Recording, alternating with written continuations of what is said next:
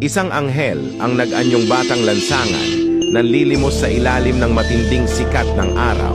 Dumaan siya sa isang restaurant. Ang mga mayayamang tao ay nakayuko, kumakain. Pumasok siya sa isang simbahan. Nagkunwaring hindi siya nakita ng mga mananampalataya.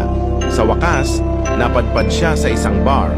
Isang lasing na lalaki ang naglabas ng huling kaunting barya at sinabi, Inanak, kunin mo to at bumili ka ng makakain. tinanong ng anghel.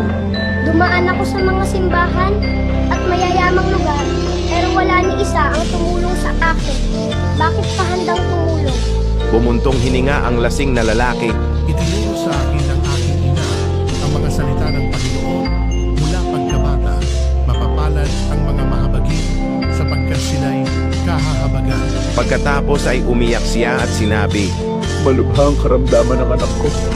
Wala nang magagawa ang mga doktor. Pumasok ako sa bar para pansamantalang makalimot sa aking kirot.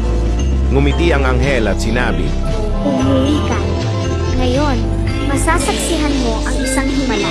nagmadali ang lalaki pa uwi.